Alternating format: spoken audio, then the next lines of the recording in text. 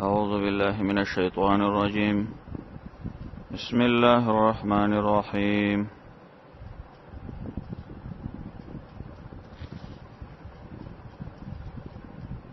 رب اشرح لي صدري ويسر لي أمري واحلل عقدة من لساني يفقهوا قولي. رب زدنا علما سبحانك لا علم لنا إلا ما علمتنا إنك أنت العليم الحكيم.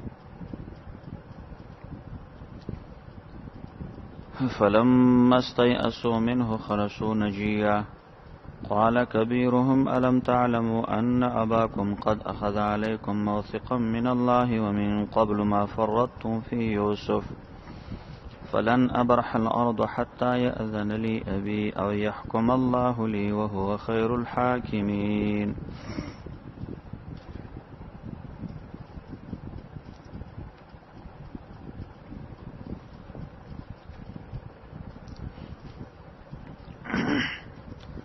یوسف علیہ السلام د واقعي دا نهم مقام شروع کیږي دا 9 نمبر آیت پورې.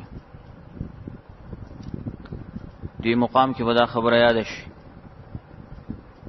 چې دویم ځل باندې کړه د یوسف علیہ السلام ورونه لار تراغله لو غلی راوړي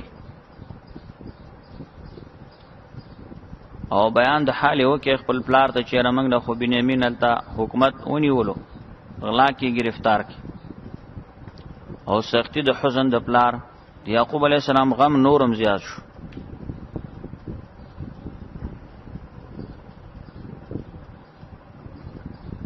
بنیامین چې کله په هغه تدبیر باندې چې الله یوسف علیہ السلام ته ښودلی او بنیامین یې هلته ونیولو نو دا ورونه چې کله د مصر د کلي نه را بهر شو نو خپلو منځو کې سره مشوره وکړه. نو عامه شرور یهودانو مې هغه ورته ویل تاسو نه پلار مخکې لوز اخیستی و او مخکې د یوسف علیه السلام باره کې موږ تاسو کمی کړی و. زه خو د مصر نه نظم هغې پورې نظم چې تر څو پورې پلار راته اجازه وکړي او یا راته الله څه فیصله وکړي ورونه مې خلاص شي. دی نور ورونو ته طریقه بیان کړه چې تاسو ورشي پلار ته. نو پلار ته صفا خبره وکړي چې زوی د غلا وکړه او موږ د داسې پټو خبرونه خبردار نو موږ څه خبرو چې تاسو بغلا کوي کنه موږ به سره نه بوله او که موږ په خبره دی باور نه کیږي نو د مصر خلکو نه پوښتنه وکړه هغه قافلې نه پوښتنه وکړه چې موږ پکې راغلي نورونه پام دې طریقې راغلو پلار ته قصه بیان کړ. یعقوب علیہ السلام د خپل اجتهاد مطابق دې زامنو ته ویل تاسو ته کار ځان خسته کړي مخکې تاسو داسې دې سب بارا کې وکړه اوسم دې بنیامین بارا کې دا ټوکا وکړه. فلما استيئسوا منه ارکلا چې دا ورونه نه امید شول د یوسف د بنیامین نه خلصو ځان ته شو نجیا مشوره کوونکی ځان ته شو مشوره کوي چې لکه ورور خو رانستون کې. قال کبیرهم ویلی مشرور د دوی علم تعلموا یا تاسو نه پوهیږئ چې ان اباکم یقینا اخسته تاسو نه پلار تاسو چې قد اخذ علیکم اخسته تاسو نه موثقا پوخ لوز من الله د الله پنوما ومن قبل دین مخکی ما فرطتم چې تاسو کوتایو کمې کړه او فی یوسف بار د یوسف کې فلن ابرح الارض زنه جدا کېږم د ځمکې د مصر نه حتی اذن لی ابي تر څو چې اجازه وکړي راته پلار مې يحكم الله لی یا الله پاک راته فیصله وکړي. الله فیصله دا ده چې یا مړ شم او یا مې دا ورور راخلاص وهو خیر الحاکمین الله پاک غره د فیصله کوونکو نه دی. ارجعوا الى ابيكم ورشي تاسو پلار ته فقول ورته وې یا ابانا یزمن پلارا ان ابنک سرقا زوی خود غلا وکړه نه دا په اعتبار د ځوان غالب سره ځکه چې د دویم دا فکر و چې هغه لوخې چې کم جامو د بنیامین په بار کې راوتلو وما شهدنا من گواهی نه دور کړي الا بما علمنا مگر پاتې چې موږ پی پوه شو کنه موږ خو وکړه چې جام داغه د بار نه وروته وما كنا للغيب حافظين او نه یو منګه د پاره د پټو خبرو خبردار غیب پټه خبره حافظین خبردار خبر لرون کی منګ د دې نه څه خبرو چې تاسو یې بل تمنګ سلزی به بغلا کوي کومنګ پوي په دې خبره باندې مو غیب او علم وې چې بنیامین بوزو به بغلا کوي منګ به سره بولې نه وما كنا منګ نه ویل غیب د غایب حالاتو د پاره حافظین خبر لرون کی واسأل القريه او سوالو کا د کلی والاونه مضاف پکې دې کنه واسأل اهل القريه مصر ته مراد دي دی کلی والاو دی قریه نه تاسو کا التي هغه قريه كنا فيها چمن پکيو والعير التي او دا قافلين پختنو کا اقبلنا فيها چمن پکرا مخم راغلیو کومه قافله چمن پکراغلو هغه مو کتو چې سړی غلا وکړه وانا لصادقون من رشت یقینا من رشتونیو قالوا ویل یعقوب علیہ السلام بل سوارت لكم انفسکم بلکې خسته کړي تاسو نفسونو امرن کار ما څه کار دی نو چار څه کار دی خو زما په زوی مو څټوکا کړي فصبر جمیل نو صبر نیک دی نو فلی صبر هو جمیل بس مانو کار صبر شلو وغه نیک دی صبری جمیل حجری جمیل صفح جمیل د دې فرق مخکې ما کړو عسى الله ان ياتيني بهم جميعا امید الله تا آیات یعنی چرابلی اوراولی ما ته بهم دا بچیان می جميعا ټوله انه هو العلیم الحکیم یقینا الله پاک دی علم والا حکمت والا دی ورای طالبہ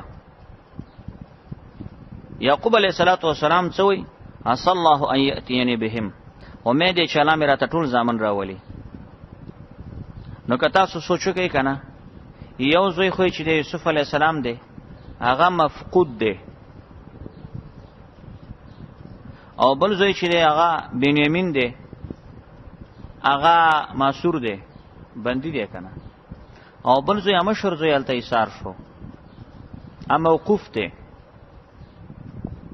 قاری خیال دی دی وخت کې څو ځامن نشته درې یوسف علی السلام مفقود بنیامین ماسور اما شرطه چې مصر کې سر شوه موقوف نو درې زامن دی یو مفقود دی یو ماسور دی بل موقوف دی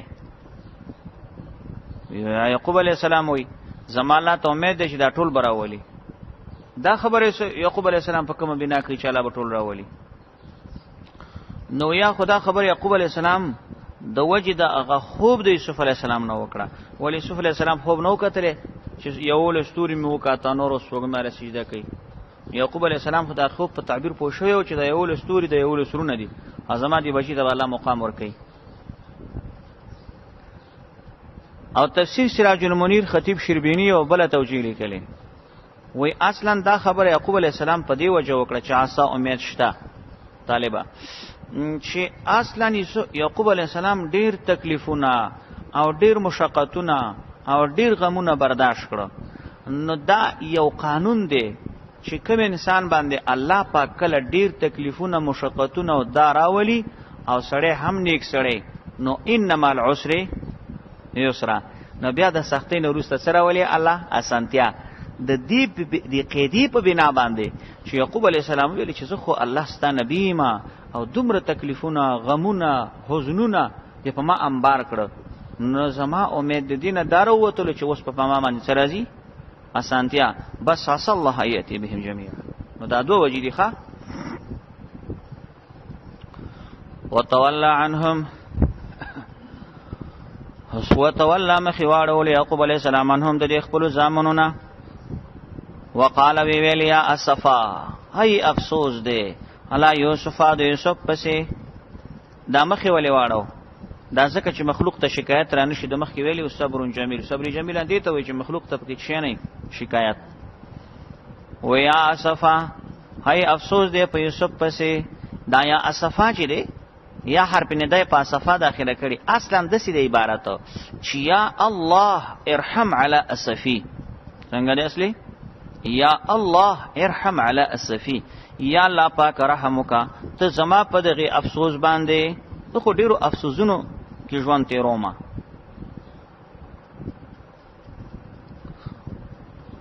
وای هاي افسوس دی علی یوسف په یوسف پسې او طالب وګوره اوس تازه خودلته د بنیامین پیښه شوې ده او یعقوب علی السلام وایي چې زما افسوس په یوسف پسې دی یوسف څنګه یادای اوس خو تازه پیښه ده چا شوی د بنیامین نو دا ځکه استاده چې هغه خلک وایي و نوې غم چې راشي زاړه غمونه تازه کی نوې مصیبت چې راشي زاړه مصیبتونه سړی ته تازه کی یعقوب علی السلام باندې چې د بنیامین غم راغی نو زاړه غمونه را تازه شول ځکه وایي چې ایا اسف علی یوسف وای زما د یوسف پسې افسوس دی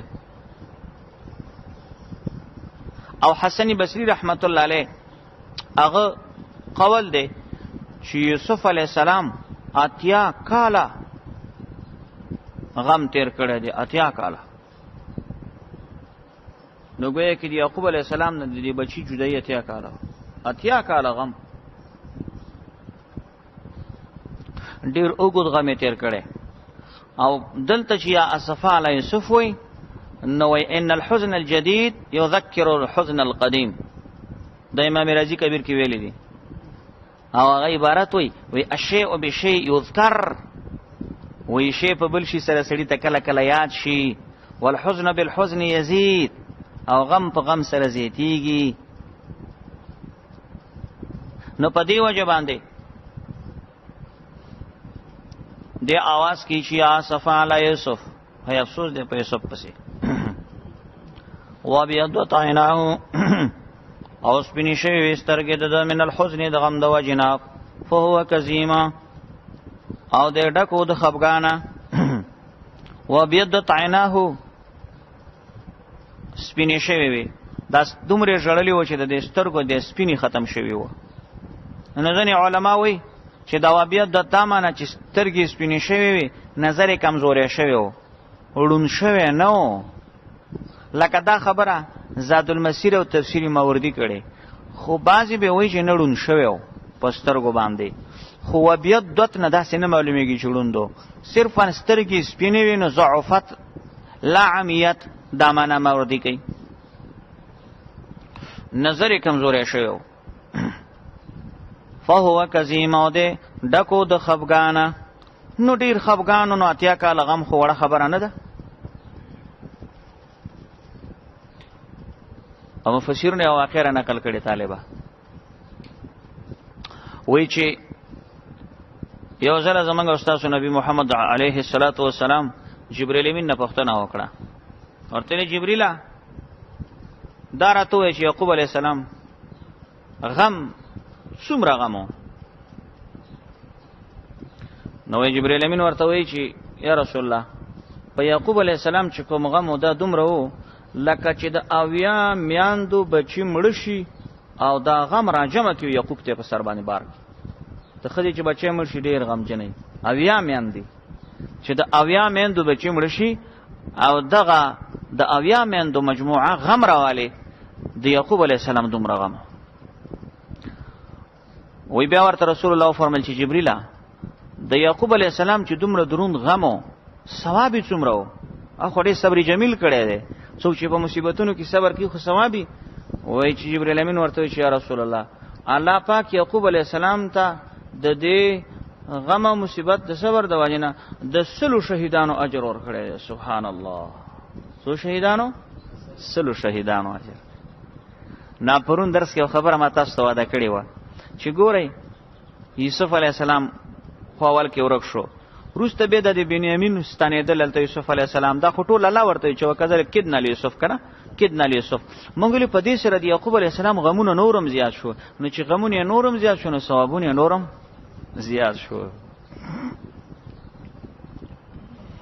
قالو دی ورونه ویلې یعقوب علی السلام ته وسوي دا بچیانی ورته وي وی تالله قسم دې په الله تفتئو ته همیشه تذکر یوسف یاد یوسف. دا تفتئو کې طالب د نفي معنا ده او دې سره الله پټه د لا تفتئو کافیه کې بدر تراشه د خیره او نفي چې په نفي داخله شي نو است اثبات معنا ifade کوي. ښا همیشه ته یاد یوسف حتا تكون حرضا تر دې چې ته بشیر انزور او تكون من الهالکین یا بشی ته د هلاک کیدونکو نه مړ بشي. دومره غم کې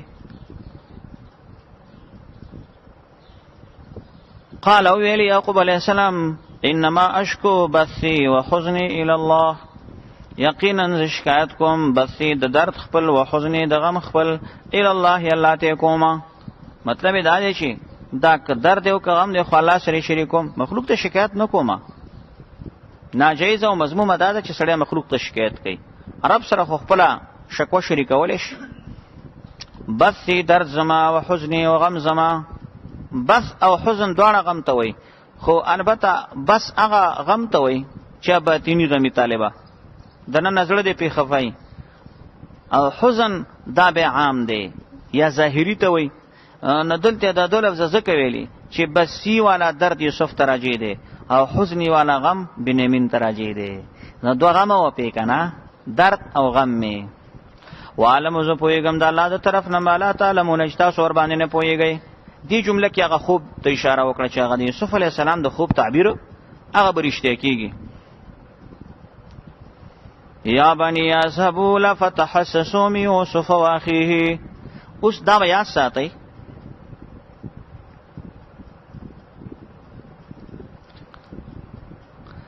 چې دریم ځل تلل دي دریم ځل د دې ورونو د یوسف علی السلام تپلار وی چې تاسو ورشي او لک تفتیش وکي تفتیش. یا بنی زما بچانو یذهبوا لا شی فتحسسوا تاسو تلاش وکړئ می یوسف واخیه د یوسف او دغه د وروره. تحسسوا تحسس دي ته چې څوک په حاسی او پسترګو ته صحیح کې یو تجسس ته ښه جاسوسي ده. اخو جاسوسي به دوه شکل لري. جاسوسي مذمومه می لکه د کافرانو او جاسوسي ممدوحه می لکه د مسلمانانو یو سړی او کافرانو جاسوسي کوي. ولا تیأسوا من روح الله من امید کېږي د رحمت تعالی نه انه لا یأسوا شاندن نو امید کېږي د الله د رحمت نه مگر قوم کافرانو. څوک چې کافری نه ابد الله د رحمت نه امید ای ځکه چې قنوت تر رحمت تعالی نه کفر دی.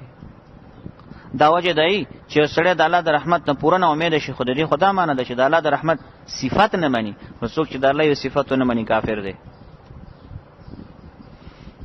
دیجه پورې نهم مقام ختم شو. لسم مقام شروع شو. لسم مقام دا دی چې د یوسف علی السلام رونه دا 93 آیات پورې چلیږي د دې ځنه مقام. د یوسف علی السلام رونه دریم ځل راغلو مصر ته او د یوسف علی السلام سره تعارف وشو او بیا یوسف علی السلام د خپل ورونو ملامتي لري کړه. یعنی ملامتي په ونه ویلا او اسه تش په تورې وګوي کې معاف کړو.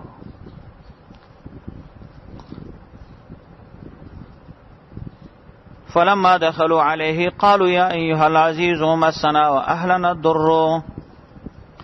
دریم ځل چې د یوسف علی السلام ورونه راغله مصر ته نو یوسف علی السلام ته یو څو درخواست پیش کړو.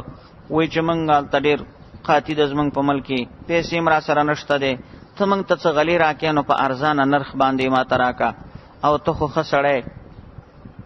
نو یوسف علی السلام په دې وخت کې ورونو تخپل ځانو خودو. وای چې تاسو یې ورونو تاسو یوسف سره څه وکړه تاسو ته پتی شته ده. هغه چې اول ورته وکړه او بیا یې نظر ثانی په ورواچول او ته یوسفی. بس یوسف علی السلام به ورته خبره شروع کړه چې زه یوسفم الله په ما باندې دغه احسان کړی دی. تاسو ما سره څه وکړو خو تاسو فیصله جدا دی او د رب العالمین فیصله جدا دی. فلما دخلوا عليه هر کله چې دا ورونه ورننه وتله نه دا فلما دخلوا د دې نمخ کی عبارت ګویا کې د شي د شپلار ورته وي چې ورشي نذهبوا وبلغوا المصر ودخلوا. ټیک شو کنه لاړه ولته مصر ته ونه وته فلما دخلوا دی فانه معلومیږي چې عبارت تل تشتا. هر کله چې ورننه وتل ویلې ایو العزیز مسنا رسیدلې موږ ته او زمونږ خاندان ته الضر سخت لوګه. در دلته په معنا د سخت لوګي دی قاطع کلونه و. وجئنا ببضاعه اور اولې منګه قیمت مزجات لګوندې. امام بخاری د مزجات معنا کوي کتاب التفسیر کې وی قلیلتن لګوندې ده. فاوفی لنا الکیل نو پورا راکات من تراشن کیل پیمانه راشن وتصدق علینا او لګ احسان وکز من سره. د تصدق یا خو ځنې وې دا معنا ده چې خیرات راکا، خو نه راجح معنا دا ده چې تصدق علی دا معنا چې من سره احسان وکا په نرخ ارزانه کولو کې. تصدق علینا څه معنا؟ من سره احسان وکړه په نرخ ارزانه کولو کې، من سره لږ په ارزانه نرخ سودا را. نو دا ارزانه نرخ باندې سودا هم یو قسمه صدقه ده، نو ځکه ته تعبیر په تصدق سره کړی دی. اواج دی چې اصلا کې صدقه لکه زمونږ نبی علیه الصلاۃ والسلام صدقه او د اهل بیت نه خوړه، انبیا صدقې نه خوري، ځکه صدقات ته خلکو د مالونو خیری دي، انبیا پاک خلک. یقینا الله پاک چې یجزي المتصدقین هغه بدله ورکوي المتصدقین لحاظ کوونکو ته په نرخ کې. څوک چې د چا په نرخ کې لحاظ کوي الله بدلی ورکوي. قال ویلی ورته یوسف علیہ السلام هل علمتم آیا تاسو منئ، تاسو ته پته ده ما فعلتم بی یوسف چې تاسو څه کړیو د یوسف سره واخیه دغه د ورور سره. اذ انتم جاهلون کله چې تاسو جاهلان وئ، تاسو ته پته شته یوسف سره هم څه وکړه هغه ورور سره. دینه د دې اخیه د جملې نه معلومیږي طالبه چې د یوسف علی السلام نه وروسته د ورور سره هم زیاته کړي، ځکه بنیامین یوسف ته قصې کړي کنه چې ورور استانه وروسته په ما باندې داسې ظلمونه کړي دي. قالو دی ورونه ورته ویل چې انک لانت یوسف انک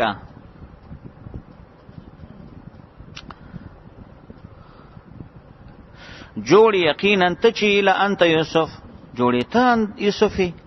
ګوري دلته یو ان حمزه راغلی، حمزه خو تشکیک ته پاره راځي، ان تحقیق ته پاره راځي. الکه په یو ځای کې جمله کې تشکیک او تحقیق دواړه جمع شوي. د هغې وجه دا وه چې دی یوسف علیه السلام ورونو چې اول یوسف ته وکتل شک او د استی یقین جوړ شو، نو رب العالمین داسې لفظ استعمال کړی چې تشکیک او بیا تحقیق. انک لا یوسف جوړې ته چې یقینا یوسف یې. او ځینې مفسرین یو خبر لیکي وایي چې یوسف علیه السلام ورته ویل چې تاسو سره څه وکړه، نو د یوسف علیه السلام په دې وخت کې ډېر ښکلی تاج په سر و، او چې کله خو دا تاج د سر نه کوز کړی نو دې ورته ویل چې انت یوسف. دغه چې یو سړي لباس او وردي په غاړه یې سړی نه پېژني، خو چې کوزي کې سړی هغه اصلي شکل بیا ښکاره شي. قال ورته ویل انا یوسف زه یوسف و هذا اخي دا زما ورور دی. قد من الله علینا الله پاک احسان کړی دی په موږ باندې. نو احسان خدا دې طالبه چې کوی نه راويستو، تهمت نه بچ کړم، ټول قصې پکې راغلي. انه ما يتقي ويصبر. هو یوسف علیه السلام دا وایي چې دا نو څه زما خپل کمال نه دی، بلکې دا د الله احسان زکه دی چې شان داده او قانونم یاد کړي. من يتقي ويصبر څوک چې د الله نه ویریږي. وګوره تقوا ته اشاره شوه، هغې زلیخا نه څومره تقوا کړې وه. ويصبر او صبر مو کوي په مصیبتونو باندې. انه من يتقي ويصبر فهو محسن. جزای ولیکه سره کنه من يتقي ويصبر فهو محسن. څوک چې الله نه ویریږي صبر وکړي نو دا سړی نیک عمله دی. فإن الله دا د دې محسن چې جزا دی راویسته د هغې محذوفې جزا علت دی الله. او فإن الله نو یقینا الله پاک نه ضایع کوي اجر د ښایسته عمل کوونکو. قالو دی ورونو ورته ویل تالله لقد آثرک الله قسم دی چې یقینا غوروالی درکړی الله تا ته په موږ باندې. نبوت وګوره، سلطنت وګوره. ان كنا لخاطئین یقینا موږ خطاکاره، یعنی مخفف ته مثقله دی. ښه قال ویلی ورته یوسف علیه السلام لا تثریب علیکم اليوم نشته ملامتیا په تاسو باندې نن ورځ. زورونو بس ما معاف کړي. ښه اوس تاسو په سره څه حساب و کتاب کوم، خو بس معافی لنډه خبره ده. یغفر الله لكم الله بخنه وکي تاسو ته. جمله خبریه یا جمله انشائیه. یغفر الله الله دې بخنه وکي تاسو ته. وهو ارحم الراحمین او الله پاک دې زیات رحم کون کې رحم کون کو نه ده. اذهبوا بقميصي هذا فالقوه على وجه ابي ياتي بصيرا. بیا یوسف علیہ السلام دی ورونو نه پوښتنه وکړله چې د بابا جی حال څنګه دی، پلار ورته دی. نو ورونو ورته قصه وکړله چې یاره بس پلار خدا سي تا پسې ډېر ځورېدلی دی، غمېدلی دی او سترګې هم کمزوري شوي دي. نظر هم د لاسه ورکړی دی. نو یوسف علیه السلام دی ورونو ته وایي چې ښه داسې وکړئ چې دا زما په غاړه یو قمیص دی او دا به زه تاسو ته درکړم او دا به د خیره تاسو ویسئ، زما د بابا په سترګو یې کېږدئ، الله به یې سترګې ښې کړي. اذهبوا بقمیصی هذا، یوسئ تاسو قمیص زما چې دا دی، فالقوه کیدیا، فالقوه دا معنی نه چې ور وی غورځوئ پې، نو بېدبي ده. فالقوه کیدی علی وجه ابي، په مخ د پلار زما، یأتی بصیرا، شیبا نظر والا، شیبا روغ سترګو والا، ښه ډېرې سترګې به یې د خیره جوړې شي. یأتی بصیرا، شیبا روغ سترګو والا. واتونی باهلکم اجمعین، راولئ ما تستاسو خاندان ټول یو ځای. دی ورته دویمه خبره وکړه چې داسې وکړئ کنعان نه کډې راواخلئ، بس رابار کې ټول کورونه انتقال وکړئ دلته راشئ دغې ته مصر ته. خو ګورې طالبه چې یوسف علیه السلام ورته وایي چې دا زما قمیص ویسئ، نو دا قمیص یې چې شته وړو او د یوسف علیه السلام ته څه پتې وه چې د قمیص پکې خودو به د بابا سترګې جوړېږي. نو دې باره کې امام رازي په تفسیر کبیر کې لیکلي دي، وایي چې امام رازي وایي چې قال المحققون انا عرف يوسف بان القاء ذلك القميص على وجه يعقوب يوجب رد البصر وقوة البصر، كان بوحي الله إليه ولولا الوحي لما عرف ذلك. امام رازي کبیر کې وایي تفسیر خازن لیکلی دی دا خبره، وی محققین و مفسرین لیکلی دی چې یوسف علیه السلام ته دا خبره په وحی معلومه شوه چې د پلار دا قمیص چې یوسی او د پلار په سترګو یې کېږدي نو سترګې به جوړې شي. نو بیا امام رازي او خازن دواړه لیکي چې لولا الوحی لما عرف ذلک، وی که وحی نه وی نو یوسف علیه السلام به دا خبره پېژندلې نه وی. نو د یوسف علیه السلام قمیص او په د پلار په سترګو کې خودل او جوړېدل دا ټول کار د چی شي په بنا سره، د وحی په بنا سره. وحی البته دې کې یو جزئی مسلې ته اشاره ده چې هغې ته ویلی شي تبرک به آثار صالحین، د نیکانو خلکو په آثارو باندې تبرک حاصلول. لکه زمونږ د محمد علیه السلام مبارک ویخته یا چېته د هغه نالین یا چېته د هغه چپن، خدا سي آثار نه چې اس خود ساخته چا د ځانه جوړ کړي، شیشه کې بند کړي دي او د پیسو د کاروبار او پروګرام جوړ کړی دی چې خلک راځي او پیسې پکې چی نه، چې لکه څنګه چې د رسول الله احادیث په سند ثابتي د قصب د رسول الله صلی الله علیه وسلم آثار هغه هم سند ولري چې تا په کوم سند دا چپنه وی چې د رسول الله ده، ته په کوم سند وی دا وخته د رسول الله دی. نو کبیا چې ته داسې چې رښتیا د هغه سند ثابت شي، نو ابن جریر وایي چې به بالکل تبرک په آثار د معصوم او د صالحینو خلقو جائز دی. او د دې وجه نه زمونږ د رسول الله صلی الله علیه وسلم مبارک آثار او تبرکات دا خو بلا شک و بلا شبه صحابه کرامو هغې نه ډېر فایدې اوچتې کړي دي او الله پاک پکې ورته فایدې ایښي دي. خو دې ځای کې د قمیص تفسیری مدارک لیکلی دي، وی کله چې یوسف علیه السلام دی ورونو ته ویلي چې زما دا قمیص ویسئ، نو په دې کې هغه ورور راغی چې کوم ورور د یوسف علیه السلام هغه په وینو ککړ قمیص پلار ته راوړی و، هغه وویلې وی چې دا قمیص به زه وړمه، ما په یو قمیص پلار خفه کړی دی، اوس به دا قمیص ورته زه وړمه، ځکه چې هغې کې خفګانو دی کې شفا ده. هغه ورور یې څه ویل؟ یهودانو میدو، وی انا احمل قمیص شفا کما ذهبت بقمیص جفا، زه به اوس د شفا د قمیص وړم څنګه چې مې پلار ته مخکې ده اسنګدلی قمیص وړی و، په وینو ککړ نه، وی په یو قمیص مې پلار خفه کړی و، اوس به دا قمیص وړم چې بیرته پیسې شي رانه خوشحاله شي.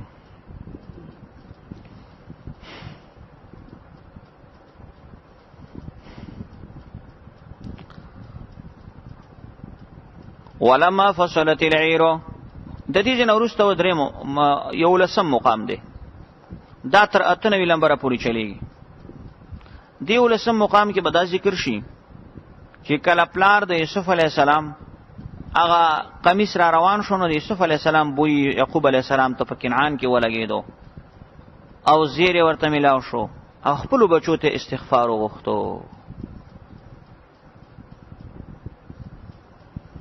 ولما فصلت العیر، ان کله چې جدا شو قافله د آبادی د مصر نه، یعنی د یوسف علیه السلام دورونه په قافله کې را روانو، ان کله چې جدا شوله قافله د آبادی د مصر نه، قاله نو یوسف علیه السلام ویلی، قال ابوهم ویلی پلار د دوی یعنی یعقوب علیه السلام. خو ګوري طالبه بچی په دې وخت کې په مصر کې دي، یعقوب علیه السلام چاته الته دا خبره کوي په کنعان کې، نو الته د لمسی وکنه نور خاندان خو یو لمسی وړه. قال ابوهم لمن فی البیت، یعقوب علیه السلام الته چې کور کې څوک هغوی ته دا خبره وکړه، وی انی لا اجد ریح یوسف، یقینا زبیامما هغه بوی د یوسف، لولا ان تفندونی کتا سماته کمقل نوایه، کتا سماته د قمقل نسبت نه کوي نو ماته خو د یوسف بوی راځي.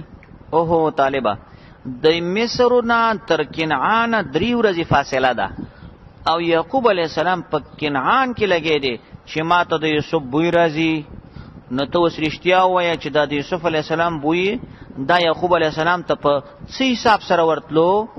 امام رازی په تفسیری کبیر کې وایي چې والتحقیق ان یقال انه تعالی اوصل تلك الرائحه الیه على سبیل اظهار المعجزه. وی تحقیق دا دی چې د یوسف علیه السلام بوی دا یعقوب علیه السلام ته الله پاک په طریقې د اظهار معجزې سره، دا خارق العادت خبره وه، اظهار معجزې په طریقه الله پاک دا بوی ورورسو. لأن وصول الرائحه من هذه المسافه البعيده امر مناقض للعاده فيكون معجزه. ودې د امام رازی خبره د 3 ورځو په فاصله کې دی یو چا د بوی راتلل، دا یو ناشنا د خارق العادت کار دی او د یعقوب علیه السلام دا خبره کوي، نه دا د څه شوه معجزه شوه.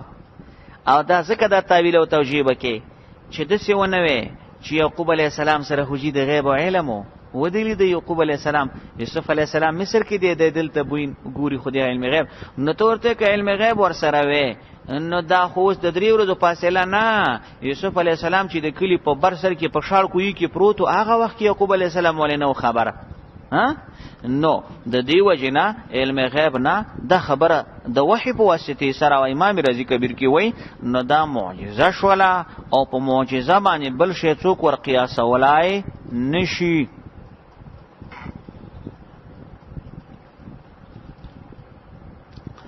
یعقوب علیہ السلام چې کله الته المسعود ته او دې خلکو ته دا قصه وکړه چې ماته د یوسف بوی راځي، نو قالو هغوی ورته ویلې تالله قسم دی انک لفی ضلالک القدیم، بابا ته وی یعقوب علیہ السلام ته چې په هغه مینه زړه کې الکه طالبه فی ضلالک القدیم څه معنا کومه، ته چې فی ضلالک القدیم ته په هغه مینه زړه کې، ته په محبت زړه کې. ضلال معنا محبت، او دا ځکه چې امام قرطبی د ضلال 14 تفسیر کړي 14 او پاغي کې یو ترجمه د دوار، نو موږ مقتضا د حال ته ګوره ما شان تفسیر کو. دا معنا خو موږ نه کو چې بل مسیان ورته وي چې ته بابا زوړ گمراه، نو بیا خدای المسیان کافر شو. نه دا ترجمه امام مجاهد سیب کړي، امام رازی تفسیری کبیر کې را نقل کړي چې دلال دلته په معنا د چا سره دی، محبت سره. ته چې په محبت زړه کې اوس ته مغه زړه می نشته دی سو هغه کلزګونه کاله مخکې نادره کړي او ستا وسم وسره زړه مینه ده. تفسیر پوه شو طالبه انک لفی ضلالک القدیمه سمانا کې ته اوسم په زړه محبت کې. فلما ان جاء البشیر ارکل چراغ اغزیری والا بچه چاچا قمیص را وړه د شفا القا کی خود علی وجهه په مخ د پلار باندې فرتد د بشیره نشلو د نسروغ نظر والا سترګې روغې شوې.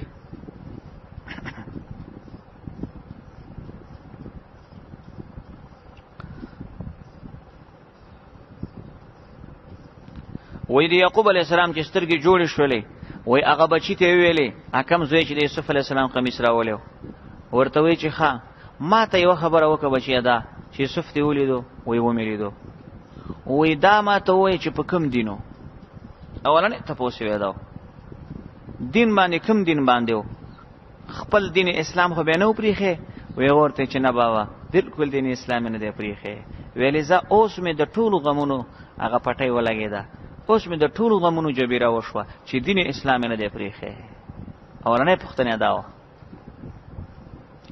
قال ورته یعقوب علیہ السلام یا لما قل لكم ما تستنو ویلی انی اعلم من الله ز پویګم دلا طرف نه تاسو نه پویګی قالوا بدی زامن ورته ویلی چې یا ابا نستغفر لنا وا بابا پلارا بخنو غواړم موږ د پاره جنوبونه د ګناهونو زمونږه امام قرطبی لیکلی دی ښا ودا الفاظ چې پلار ته ویلی چې موږ ته بخنو غواړه نو بیا پلار ورته بخنه وغوښته او دا اولیاء شو نو د یوسف علی السلام رونه د توبې نه وروسته څنګه شو اولیاء کرام شو ان كنا خاطئين یقینا من خطاکاریو قال یوسف علیہ السلام ورته یعقوب علیہ السلام ورته ویلی سوف استغفر لكم ربي زر دې زو بخنه غواړم تاسو د پاره درمنه مې یقینا نب زما بخنه کون کې رحم کون کې دی ولی ورته سوف استغفر دا تاخير پکې ولی کوي دا تاخير خو یې دی وجنه کوي چې اصلا د یوسف یعقوب علیہ السلام مقصد دا چې د تهجد د سحر په ټیم کې به د تدوا غواړم خو قبليږي یا دا سوف استغفرو تاخير دی وجنه کوي چې د دیورونو معامله خو د یوسف سره و نو دغه ویلی یعقوب علی السلام چې دا خو حقوقي مسله د حقوق العباد کې اوریګه چې یوسف تاسو معاف کی نو زه بدل به بخنه واړم ولی حقوق العباد کې چې تا بنده معاف نه کینو د بل په استغفار خو ته نه بخلې کیږي ځکه سوف استغفرو کې تاخير راولي فلما دخلوا على يوسف آوى اليه نو آلته ګور یوسف علی السلام دویمه خبره ورته دا کړې و چې ټول خاندان او کورنۍ د کنعان نه راشي چیرته مصر ته نو بیا هم داسې وشوله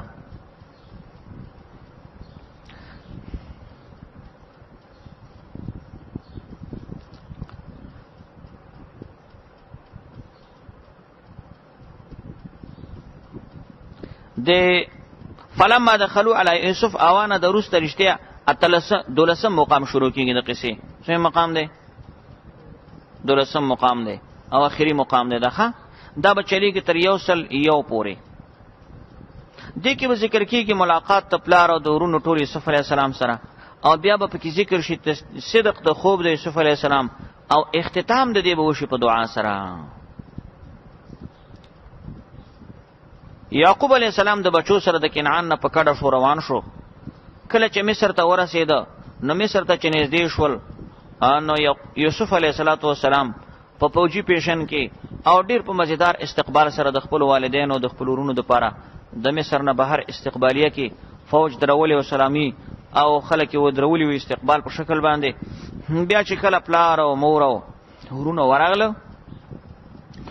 نو پلار او موري په یو بهترین سټیټ ورته جوړ کړو او په سټیټ او په کرسي او په تخت باندې کېنول او ورونه الته ورغله او بیا دې ټولو یوسف علی السلام ته سره کته کې د هغه خوب د رښتیاوالي د پاره چې کوم یوسف علی السلام په ابتدا کې کتلو بیا یوسف علی السلام پلار سره ملاقات وشو اکم چې د دوی د پلار او د زوی د معانقي او د ستړي مشي او د خوشامدید الفاظو مين او محبت او اظهار شو سره بیا د دین ورسته یوسف علی السلام پلار ته د خپل ژوند قصه شروع کړي خو د قصې ناشنا طرز ورکړي یوسف علی السلام قصه سر نه شروع کړي چې زی د رونو وستم کوی کی واچولم قصه هغه نیمګړي ځنه شروع کړي چې پلار ز په دې مصر کې یو وخت په جیل کې بندي ومه نیمنه قصه شروع کړي نیمنه قاری د نیمنه ولې قصه شروع کړي دا د دې لپاره چې قصه سر نه شروع کړي رونه بخجالت شي سبحان الله بس دا خدای انبیاء ډېر لوی شان د ادفع السیئه بالحسنه دا خو نه بدی په نیکي د فکې او ډېر لوړ مقام دی دا انبیاء ټول کارونه د عظمت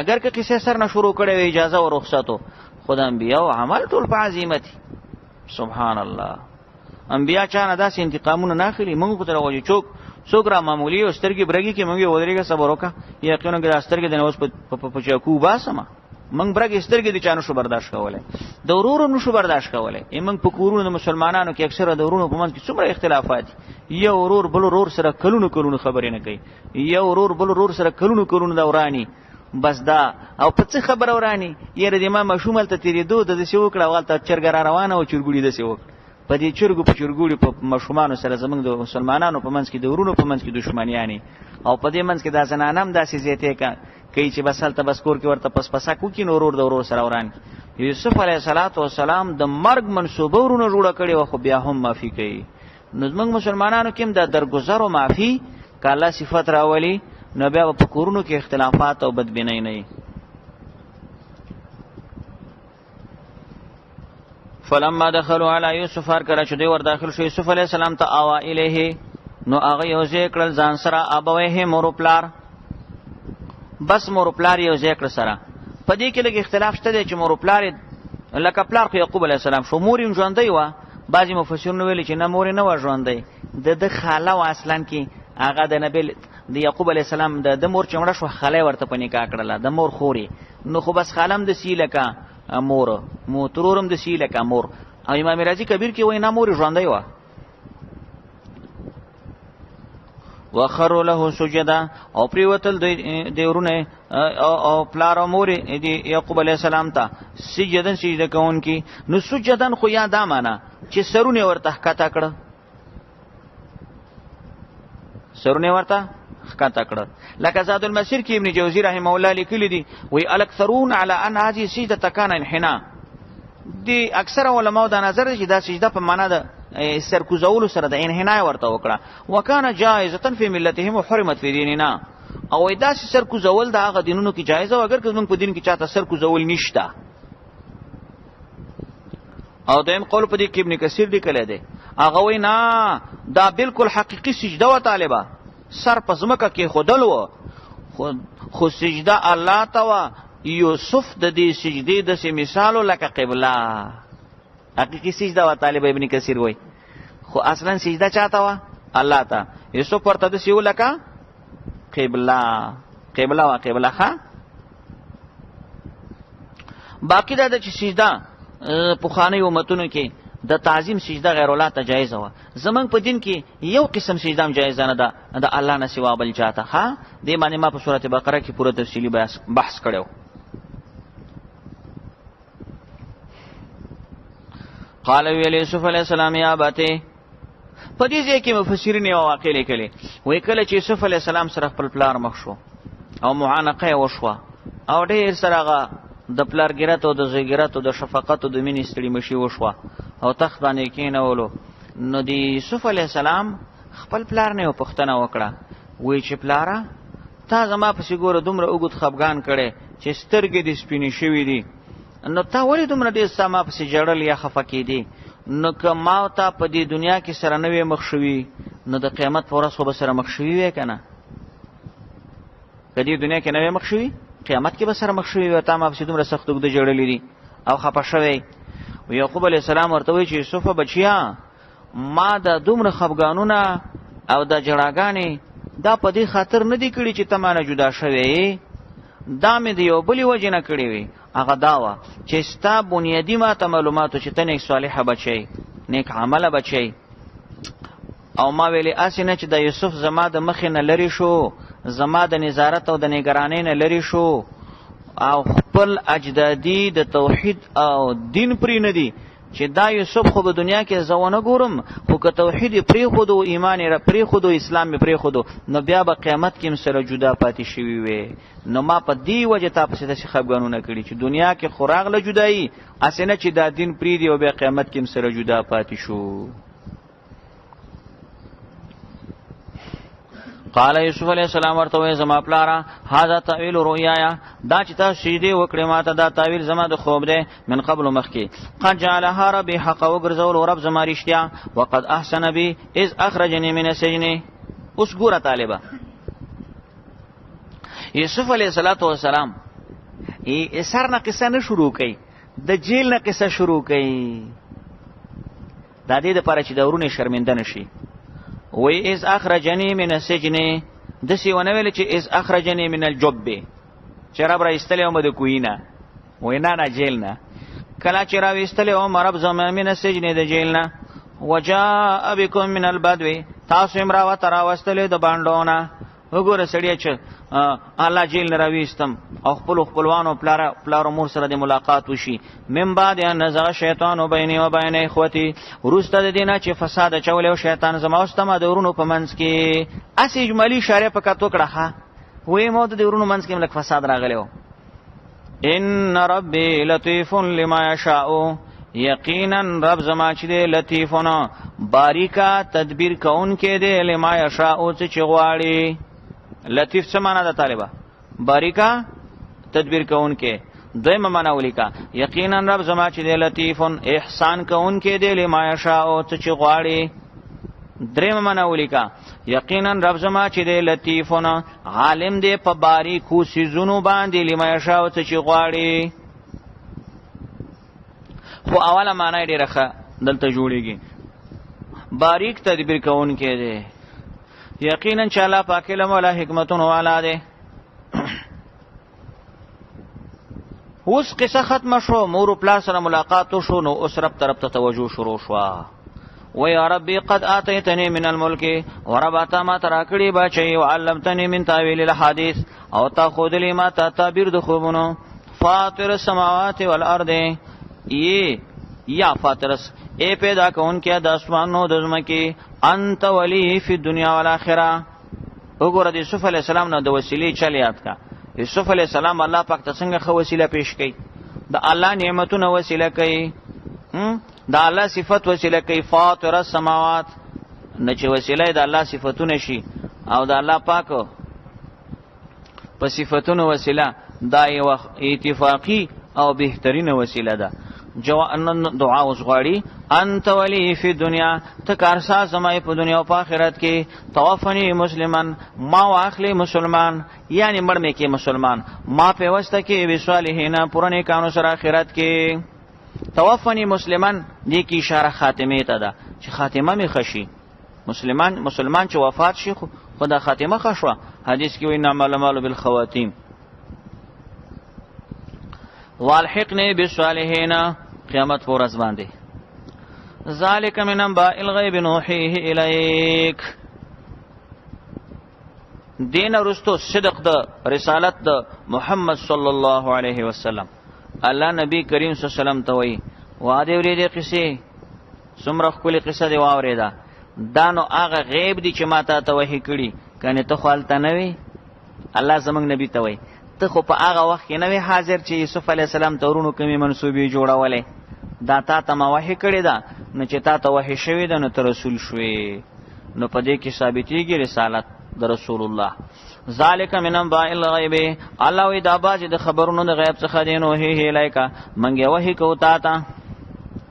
وما كنت لديهم، او نوی ته د دې ورونو د یوسف سره از اجمعو کله چې هغوی اتفاق کړو امرهم په خپل کار باندې چې یوسف جیل ته کوی ته اچو. وهم یمکرون، دوی چې وچل ولې جوړو مکرونه کوله.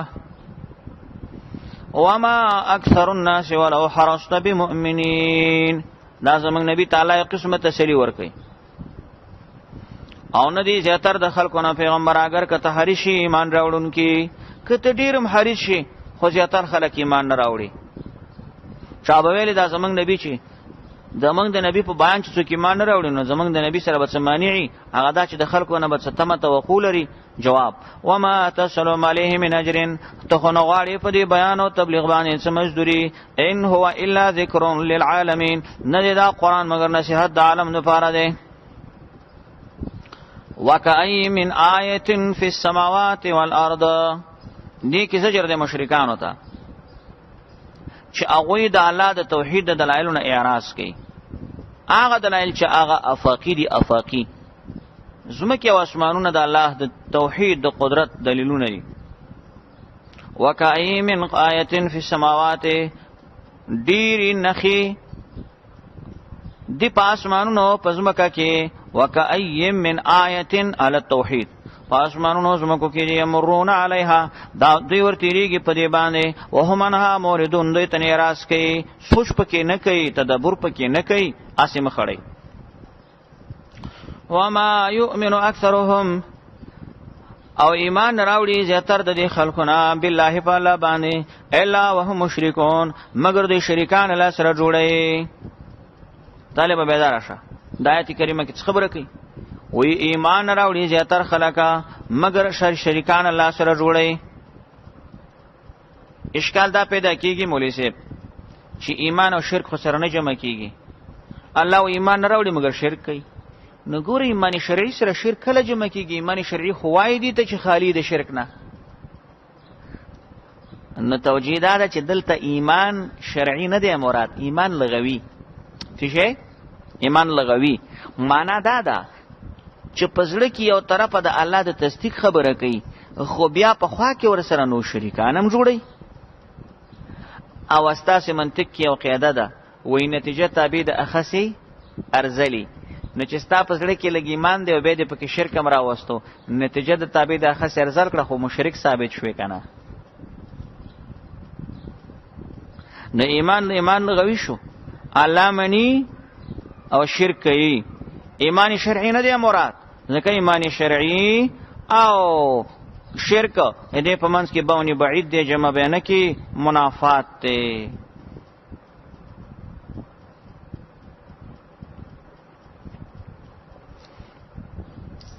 اوس دا خبره چې ایمان الله مني شرک هم کوي. طالبا داسې خلک چې دی وي الله قرآن کې وایي که نه چې اکثرهم بالله، داسې خلک ډېر زیات دي. اوس ته به وایې چې دا خلک خو بچی ته پخوا زمانه کې وه، مکه و مدینه کې بچی ته یي، کیدای شي د موږ دې وخت کې به نه یي. نو لږ د روح الماني عبارت در سره در واخله چې د روح الماني اپریشن کړی دی او زموږ د خلکو یې کړی دی چې الله به مني شرک به م کوي.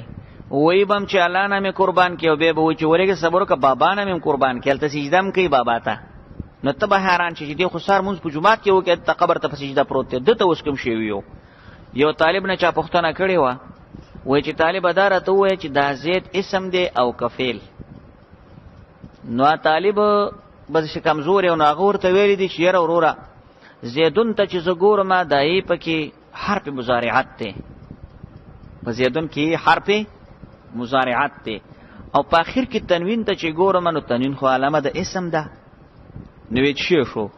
ویره د دې نوم دی برګه مضارع. برګه مضارع هم دې ته وایي چې یو پکې حرف مضارعت یو بل پکې تنویني. نو زمونږ د دې خلکو برګ ایمان دی. که ته سهار وګوري ورته جمع کي، ماسپښین به جمع کي، قبر ته چې وګوري سجده باندې به پروت وي. هلکه اوس ته خو سهار مانځه کې وي ایاک نعبدو کې خو تا الحمد چې ویله خاص تا ته بندګي کوم، نو ما ویلې چې دا خو مسلمان دی. اوس چې د ګورم د بابا په قبر باندې ته سجده باندې پروت یې، طوافونه ته نه کې او لګیا د بابا په نامه نظراني ورکې، د په نامه باندې د قسمه قسم منښتې شروع کړي دي. نو اوس تا ته زه چې شی ویم، اوس خو سهارنی سړی ته نه چې تا ایاک نعبدو مانځه کې ویلي دي، نو ستا نوم دی برګ مسلمان. نوم یې چې شی دی طالبه؟ برګ مسلمان. او دغه برګ مسلمان چې د صحیح مسلمان نه وي. دې وجې نه وګورې تفسیر روح الماني علامه الوسی رحمه الله هغه عبارت لیکلی دی. عبارت لږ واوره.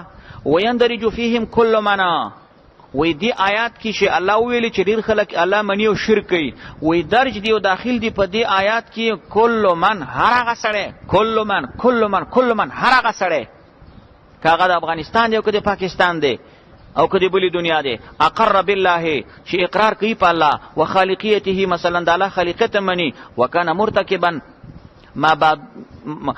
مرتکبا او دغه سړی به کوونکی ما یعد شرکان، داسې کار چې هغه شمیرلی کېږي شرک، داسې کار هم کوي چې شرک شمیرلی کېږي، دی به د هغې مرتکبه مي کیفه ما کانه، هر څه هلته چې شرک هم کوي. او بیا څه وایي طالب روح الماني ته غوږ شه، وی ومن اولئک عبدة القبور، وی د امدي قبیلې څخه دي دا قبر فرس خلک، د امدي قبیلې څخه دي دا قبر فرس خلک. کم قبر فرس؟ الناظرون لها، چې نظرونه کوي قبرو د پاره، المعتقدون للنفع والضرر، او عقیده ساتي چې د سره نفع ضرر دی، لیونوزي موار، د دانوزي موار، د بچوزي موار، او پام کوه چې ګوتې ورنه وړي چې شل به دي کړي، ړوند به دي کړي، اوبه دي وهي، ټکره به درکړي. وی عقیده هم ساتي چې نفع ضرر ورسره دی. وی ممن دا د داسې چا نه د عقیده د شر د خیر او د شر ساتي چې الله تعالی اعلم بحاله. الله تعالی خو ډېر ښه پوه دی د دغې مړي صاحب په حال باندې په دې قبر کې. الله پوه دی چې په دې قبر کې د دې مړي څه حال دی، او دی ورته وایي نه دی د سره نفع ده، د سره ضرر دی. او روح المانی اخیر کې وایي وهم اليوم، دغسې خلک چې دا قبر فرستی قبرونو ته نظرونه کوي، سجدي کوي او د هغې په نامه باندې منښتې کوي، وی اکثر من الدودي، داسې خلک وی د ځمکې په سر د چینجو نه هم زیات دي. چینجو نه ځمکه باندې چینجي نه ګرځي، وی د دې نه هم دا خلک زیات دي. بس الله دې د مسلمانانو حفاظت ته عقیدې وکړي. رښتیا خبره هم دا ده چې روح المانی دا خبره کړې ده چې ومن اولئک عبدة القبور، د دغې قبیلې او د دغې ډلې څخه قبر فرس خلک دي. بس دا موږ مسلمانانو ته پیغام ورکو چې د قبرونو زیارتونو، د مور پلار زیارتونو ته ځئ، سجدې مه کوئ، طوافونه مه کوئ، نظرونه مه جوړوئ. ای مسلمانه، که ته د هغه بابا په نامه نظر جوړې منښته کې، که ته وایې که نه چې یاره جینو ما خو پکې دومره ویلی دي چې یو چورګوړی د هغه په نامه نظر، یو جنډه د هغه په نامه نظر، دا یو پاکټ مالګه د هغه په نامه نظر، چې دومره دې وویلې چې د دې بابا په نامه باندې یوه دانه مچ نظر مچ او مشرک بس خلاص. دا زمونږ فتوا نه ده، روح المانی فتوا ده. که روح المانی تفسیر نه پوهېږي نو به بله خبره. روح المانی تفسیر معلم الوسی حنفي زمونږ د امام ابو حنیفه صاحب د مذهب لوی مفسر دی. افامنوا ان تاتيهم غاشيه من عذاب الله، دي تو تخویف بالعذاب. آیا دا خلق په امن کې دي چې را بشي دوی ته غاشیتن راګیرون کې من عذاب الله، عذاب د الله. غاشیه پټون کې دا معنی چې عام عذاب براشي، په عذاب کې به پټ شي، ورک بشي. یا براشي دوی ته ساعتو قیامت بغتتن ناڅاپه، او دوی به ور باندې نه پوهېږي. قل ورته ووایه پیغمبره، نو د دې مخکې سره دا ربط دی چې سره خلک خو ایمان او شرک سره ګډوډوي، نو اوس به موږ څه کوو؟ نو وی خو ته ورته اعلان وکړه که نه، خپله لاره ورته بیان که. ورته ووایه هذه سبیلي، دا خو زما لاره ده او طریقه ده. هذه سبیلی، دا زما لاره ده. کومه لاره ده؟ لار ده د ادعو الی الله، زه بلنه ورکوم الی الله، الله طرف ته. سراج المنیر وی ادعو الی توحید الله، ادعو الی توحید الله، زه خو بلنه ورکوم د الله توحید ته. علی بصیرتن سره د دلیله، انا زم دا کار کوم، ومن تبعنی، څوک چې زما تابعداري کړې. بس دغه دعوت ته توحید زما کارم دی او زما د مرګرو کار هم دی، د صحابه کرامو کار هم دی. ادعو الی الله، بلنه ورکوم زه الله پاک وحدانیت طرف ته. علی بصیرتنا، تفسیر مظهری کې ثناءالله حنیفتی وی چې بالیقین والمعرفت، زه چې دا دعوت چلوم ما سره یقین و معرفت شته دی. روح المانی وی چې علی بصیرتنا، ما سره برهان دی، برهان یقیني دلیل ته وی، یقیني دلیل. خو چا به ویلی چې دا توحید ته دعوت دا کیدی شي صرف د محمد رسول الله کاری، زمونږ پکې څه دي چې مونږ بیانو؟ وی نه نه، انا زیم بیانوما، ومن اتبعنی، هغه څوک چې زما تابعداري ابم توحید بیانوي. سبحان الله. معلومیږي دا خبره چې کوم عالم دین دا توحید دا لا بیانوي، نو دا د رسول الله په نقش قدم باندې روان دی. هذه سبیلی، دا زما لار ده که نه؟ نو د صحابه کرامو، د تابعینو، د علماو، بلکې د یو اتفاقی مسله ده او د کې د ذره اختلاف نشته چې د توحید بیانول. د توحید په بیانولو کې یو ډله اختلاف لري چې مشرکان دي. مشرک خو پیسو دي چې ولی توحید بیانې، نور خو د اتفاقی مسله ده، د انبیاء متفقون علیه مسله ده. زم بیانوم توحید، څو چیز ما مرګري دي هغه هم بیانې توحید. صحابه کرامو دا کار کړي او اوسم د صحابه کرامو په اقتدا ده. حدیث کې راغلی دی عبد الله بن مسعود رضی الله تعالی عنہ، هغه به ویلي وی چې من کان مستنن فلیستن بمن قد مات. اے خلکو، که څوک اقتدا کول غواړي، اقتدا وکړي هغه خلکو پسې چې کوم تاسو نه مخکې وفات شوي دي. اولئک اصحاب محمد، څوک دي؟ هغه اصحاب د محمد علیه السلام دي. د صحابه په لار روان شي. او څومره خبره عجیبه خبره حدیث کې ده.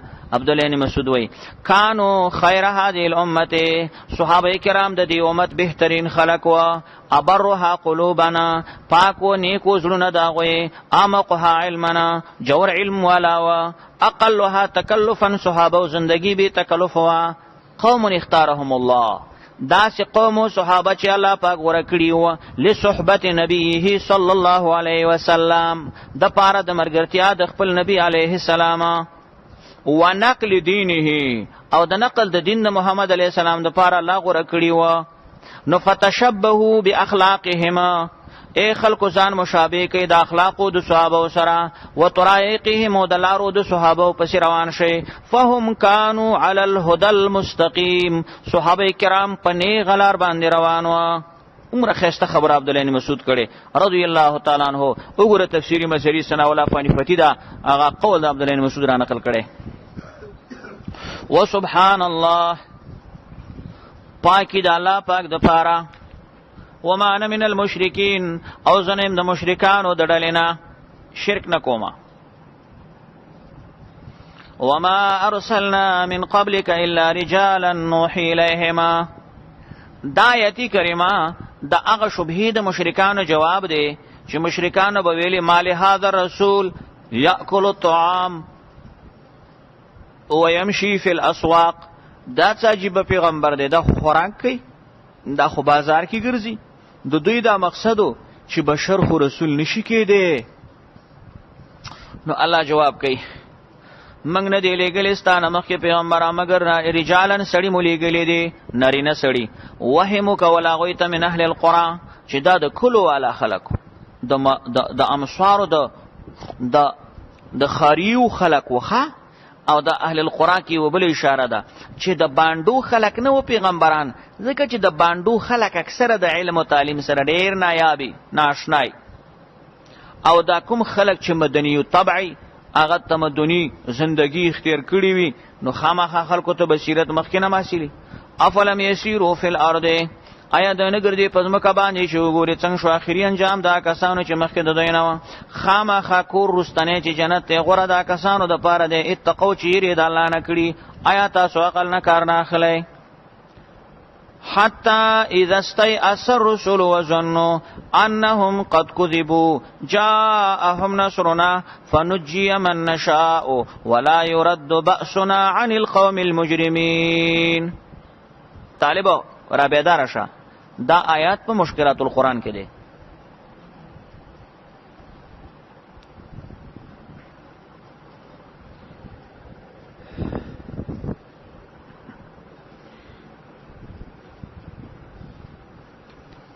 دی آیات کریمه کې په تفسیر کې د مفسرین کرامو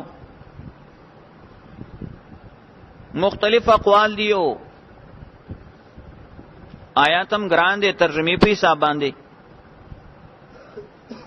یو ځری تاسی د مفردات او تشریح احتمالات دا اجمالی ذهن کې کینه وي، به ان شاء الله ز تاسو ته د دې چې کومه ترکیبی ترجمه ده هغه به ان شاء الله تاسو ته ذکر کوم. د آیات په سر کې حتی لفظ راغلی دی، ورپسې د استیأس دی، او ظنو کې د نن ضمیر دی، او انهم ضمیر بارز دی.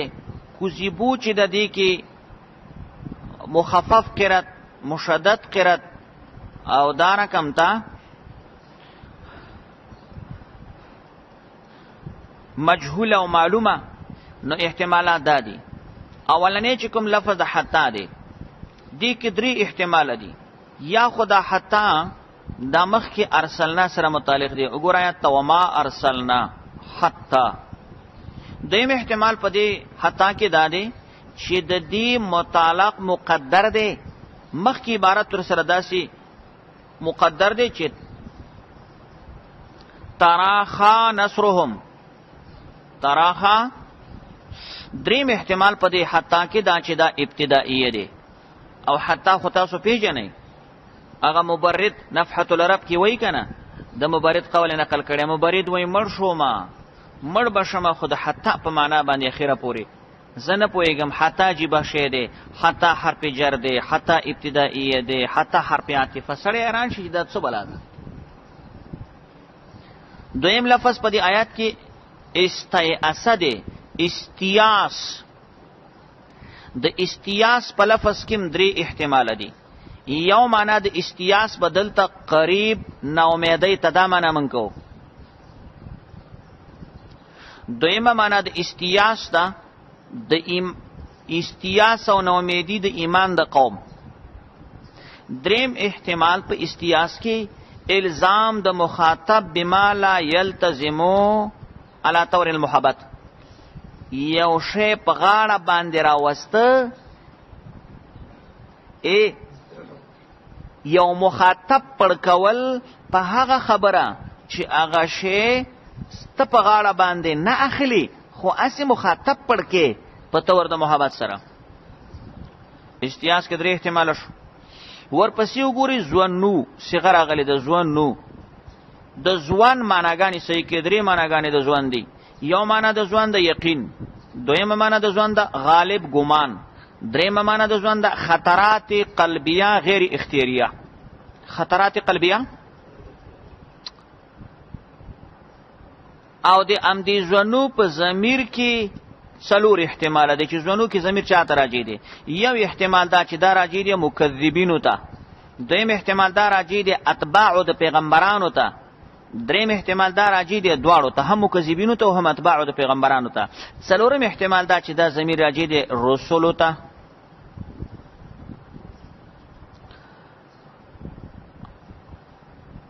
او دا ځوانو چې کله پکې ضمیر یو احتمال دا شو څلورم چې دې کې ضمیر راځي شو رسولو ته، نه چې نسبت د ځوان د رسولو ته وکړي نو په دې کې بیا درې احتمال دي. یو احتمال دا چې دې ځوان نه بلا اختیار ځوان اخلي. دویم الزام د مخاطب بما لا یلتزمو. دریم احتمال اقریب ځوان ته وی ځوان ته ورنږدې شو. دا بل لفظ راغلی کوزیبو. په کوزیبو کې څلور احتمال دي. اول مجهوله صيغه د مجرد ده ثلاثي مجرد دي. دویم معلومه صيغه د مجرد ده کذبو. دریم مجهوله صيغه د مزید مجهوله ده کذبو. او څلورم معلومه صيغه د مزید مشدده ده کذبو. په دې کوزیبو کې ضمیر چاته راځي دی چې کله تخفیف قرات شي لکه زموږ استادو نو په دې کې بیا څلور احتمال دي. یا دا ضمیر د کوزیبو په تخفیف سره ضمیر راځي دی مکذبینو ته یا اتباعو ته، دویم دریم دا دواړو ته راځي، څلورم د رسولانو ته راځي. او په دغه صورت کې چې قرائت مخفف شي نو نسبت د کذب رسولانو ته په دې کې بیا درې احتمال دي. یو احتمال چې دلته به کذب په معنا د غلطۍ سره اخلي. دویم احتمال مخفف په معنا د مشدد سره. دریم احتمال کذب د الله د طرفه. دام پکې احتمال دی. خلاصه دا ده چې دې کې احتمالات مجموعه ټول تفسیری خازن اکثر ذکر کړی دي. 28 ته احتمالات تقریبا رسی. اوس د دې مطابق تاسو د دې الفاظو د آیات تفسیر وسواورئ. اول تفسیر دا دی طالبہ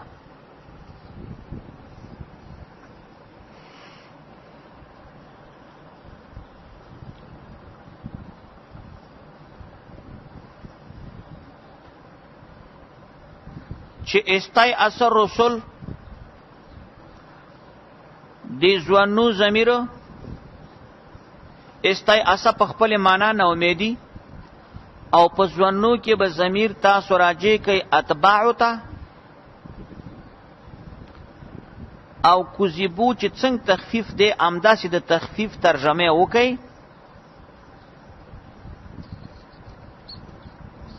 او ضمیر تاسو راځي کوي انبیاء ته. نو ګوره معنا بداش انبیاء علیهم السلام با خلق سره وادي کولی، امتونو سره به وادي کولی چې او خلقو د الله مدد راځي، من سره به د الله نصرت شامل حالي. نو کله کله به امتحان داسې وشړو چې د الله امداد به وروستی شو. تراخا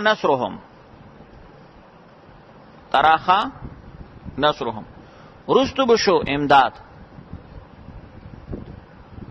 حتی اذا استیأس الرسل تر دې پوری چې نا امید بشول پیغمبران،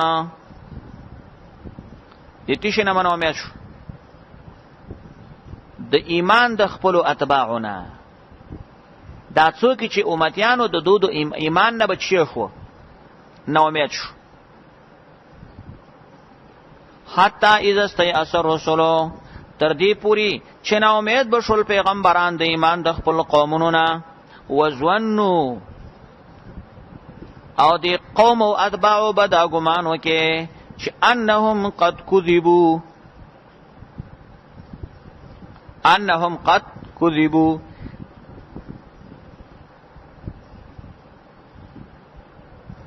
چې دی قوم خلکو ته دروغ ویلې شوي دي پیغمبرانو د خوانه.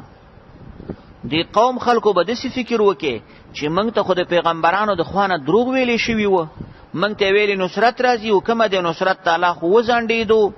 نو چې دې ځای ته به خبر ورسېدله جاءهم نصرنا، رابغې ورته الله وایي مدد زمونږه.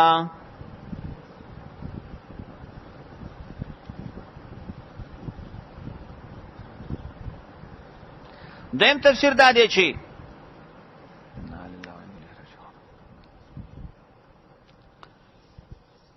حتی اذا استیأس الرسل نا امید بشول پیغمبران د ایمان د کافرانو نه. وظنوا ضمیر په کفارو ته راځي شو، ها پیغمبران باندې امید شول د ایمان د کافرانو نه. وظنوا د کافرانو به ګمان وکړي په خپل پیغمبرانو باندې چې کذبو دروغ ویلې شوي پیغمبرانو ته د الله د طرف نه. کافرانو به ویلې مړه دا پیغمبر ته دروغ ویلې شي، دی وی د الله مدد دی، د الله مدد کومه دی مدد قرآن دی. جاءهم نصرنا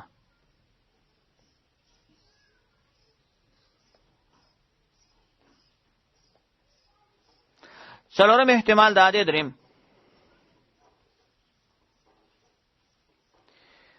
چې په ځوانو کې ضمیر انبیاء ته راځي کی او کذبو په معنا غلطۍ سره واخله کمم اجمال کې ویلې. اشرف علي تنویر رحمت الله علیه دا ترجمه لري خپل کړی دا وای دا مزدار ده. د الله مدد خو به پیغمبرانو ایمانو چې راځي خروستو بشو تر دې پورې چې اذا استیأس الرسل نا امید بشول پیغمبرانو. وظنوا او پیغمبرانو به دا ګمان وکړو انهم چې دا پیغمبران قد کذبوا دون غلطی کړي شوی د په تبلیغ او بیان کې. پیغمبرانو به ویل موږ په تبلیغ کې څه غلطی شوی ځکه د رب مدد رانغی. کومنګ په صحیح طریقې سره د الله دین بیان کړی نو کې دې مدد راغلی. ته خو به موږ نه څه کمې شوی کنه هلکه طالبہ د الله د نصرت مانع به ځان بوللو چې مانه به کمې شوی. که تاسو خیر کړی د تبلیغیان نه دي دا چې کله هغه بار غشتو کې نو څوک سره جمعه تر نه شي به په منځو شروع کی ای بس من کې به اخلاص نه نو ځکه موږ سره خلک را نغله. په دې تفسیر پوه نه شو ها.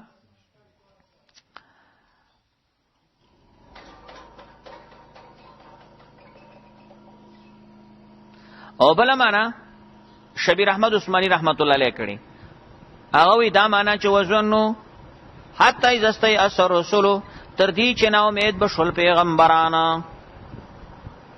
خودل تب اذا استیأس الرسل کیو معنا د څه وکي نا امید مکوا قریب بشو نا امید ایتا. اما ویلو کنه چې استیاس معنا څه ده قریب نا امید ایتا تر دې پوری چې قریب بشول نا امید ایتا.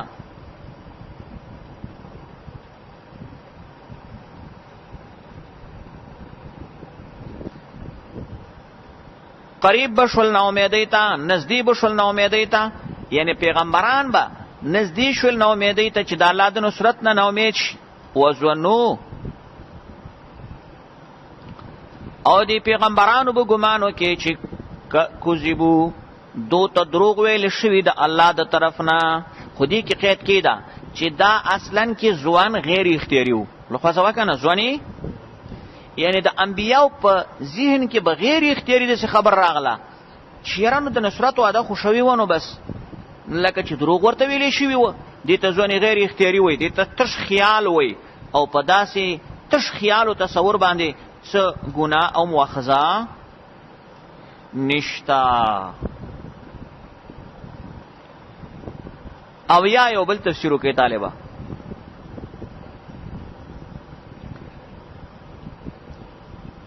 چې دی زونو سره یو استفهام مقدر دی. شان ورشا کشمیری رحمت الله علیه دا ترجمه غوړه کړي رستو بشو مدد الله پاک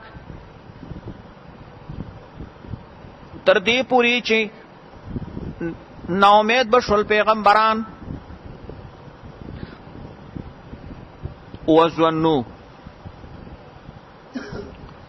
او آیا ګمان بکو پیغمبرانو چې انهم قد کذبوا دو ته د الله د طرف دروغ ویلې شوی دي آیا نو ګمان کولو استفهام انکاری دی لا پیغمبرانو د څه ګمان چیرې نه دی کړي نا امید شول ازونو آیا ګمان به کولو چې دوی ته د الله د طرف نه دروغ ویلې شوی دي په وعده د نصرت کې لا نه دی ویلې شوی یعنی داسې ګمان د پیغمبرانو نو.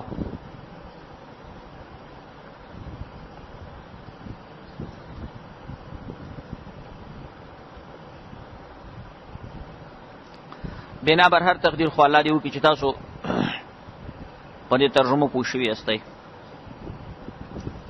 دا د هغه قرات مطابق ترجمه دي چې پوری ما وکړي چې کوزیبو د تخفیف قرات دلته ورته وګوره او که کوزیبو تشدید شي نو بیا به دا معنا شي چې پیغمبر به خپل مرګرو ته ویلي چې الله پاک به کافرانو باندې عذاب راولي بیا به نو دا عذاب لګروستو شو پیغمبر به نه پیغمبران به نه امید شو چې دا عذاب په دې کافرانو ولې نه نغې نو معنا ګوره حتی ازستی اثر رسولو تر دې پورې چې نه امید بشول پیغمبران وزنو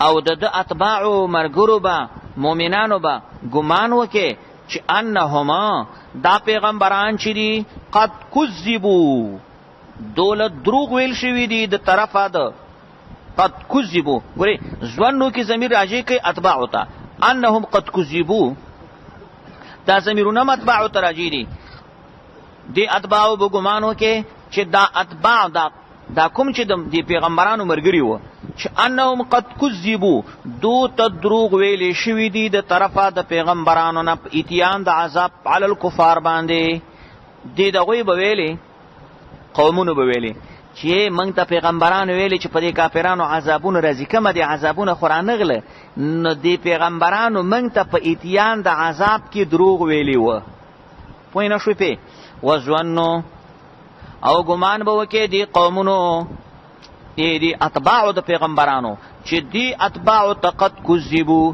دروغ ویل شوی دی د پیغمبرانو د طرف نه په اتیان د عذاب کې په کافرانو باندې.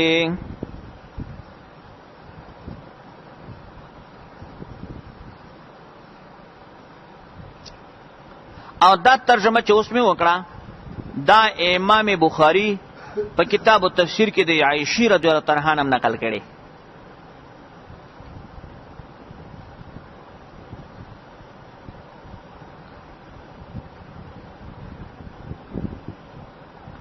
او کده معلومه صيغه ترجمه شي بیا بده شي نا امید بشول پیغمبران د الله مدد خبرستو شو وزنو او دی قومونو بدا ګمانو کې چې انهم قد کذبوا یقینا دوی د پیغمبرانو تکذیب کړي دي نو ځکه د الله مدد ناراضي.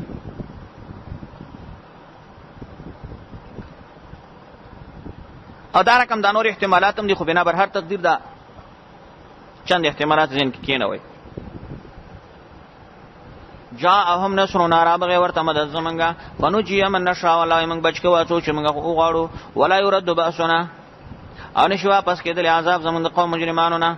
لقد كان في قصصهم دا ترغیب دی قران ته یقینا اشتدی په اقصاد دی رونو د یوسف علی السلام کې عبرتونه عبرت تلی ولل الباب خوندانو د عقل تا ما کان حدیثا یفترا نه دا قران خبره یفترا جوړ کړي شوی دا خو چې د جانه چانه د جوړ کړي ولکن تصدیق الذی لکن دا قران چې تصدیق الذی تصدیق ته هغه څه دی بینه یدی چې د مخ کې دی تصدیق د حمل مبالغتان دی مصدر په معنا د فاعل سره دی مصدق وتفصيل كل شيء او دا قران تفصیل د هر شی دی استغراق په کل شی کې استغراق اضافي دی تفصیل کل شی دا معنا چې مما يحتاجون الیه چې داخله کوم شی ته محتاج دي بس دا په قران کې بیان یا تفصیل کل شی من اصول الدین چې کوم د دین اصول دی هغه بیان شوی دي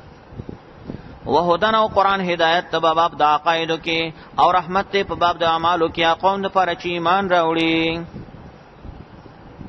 سورۃ رات مخکې سره د دې دارا بته